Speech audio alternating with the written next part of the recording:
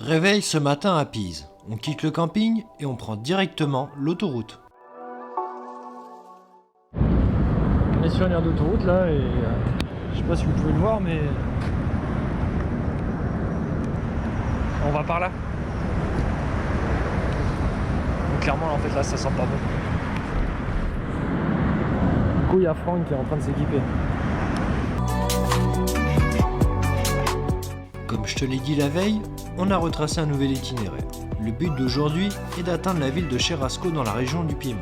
Mais pour le moment, c'est parti pour une bonne portion d'autoroute jusqu'à Gênes avec en prime une bonne petite douche. Ici, les automobilistes ne sont pas très à l'aise avec ce type de météo. Par conséquent, on va faire attention. On va ramasser un vrai déluge pendant une bonne heure et demie.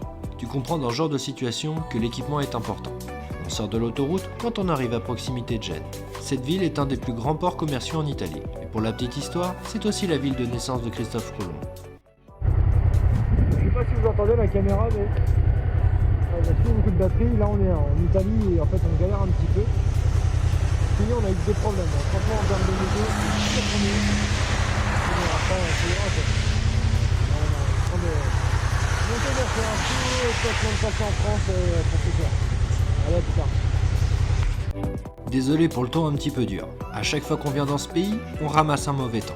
Enfin bref, aujourd'hui, le but est de sortir de cette galère. Et on va voir dans notre avancée si on passe la frontière ce soir ou demain. On sort de la ville par les montagnes de l'arrière-pays et on entame une petite route en passant par des villages. Ça va nous réveiller un peu. Dommage que les nuages soient là car à mon avis, il y a une super vue ici.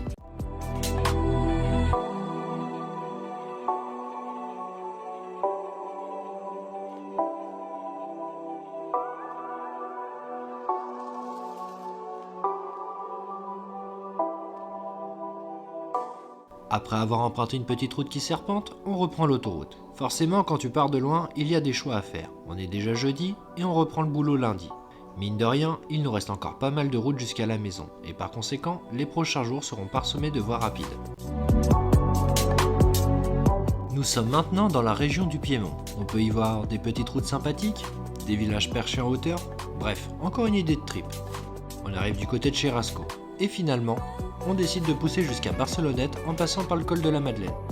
Comme tu as pu le constater, nous n'avons pas toujours réservé notre hébergement. Cela nous laisse plus de liberté et permet ainsi de gérer au fur et à mesure les éventuels problèmes rencontrés. Revenons à la route. On passe par la petite ville de Cogny, petite pause histoire de boire un coup et on prend la direction de la France.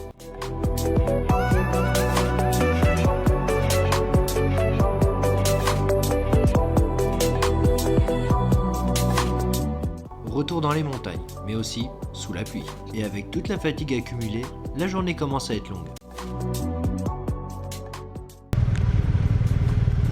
On est bien trop chaud dans la bagnole, on est en train de planter là, tu vois. Allez, un peu de motivation et c'est reparti.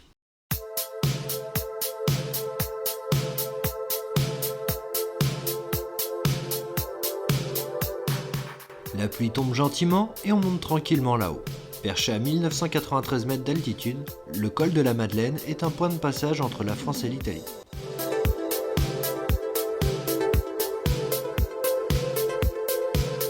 Petit arrêt histoire de faire quelques photos et changer les batteries de GoPro pour pouvoir filmer la descente.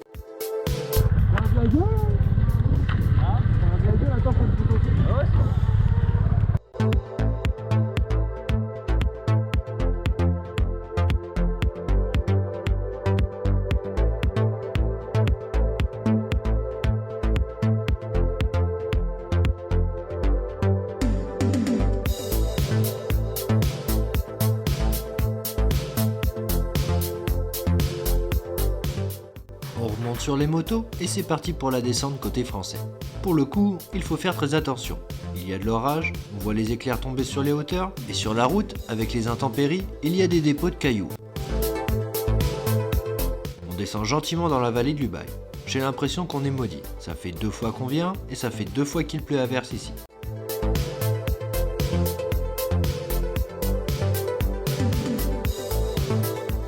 Enfin bon. On arrive à Josier, on trouve un hôtel car on a la flemme de déplier la tente sous la pluie. J'arrive à la réception et je commence naturellement à parler en anglais. Ah oui, c'est vrai, ici on est en France. On pose les motos et on va manger dans le centre du village. Mine de rien, ça fait du bien de rentrer au pays. Ciao.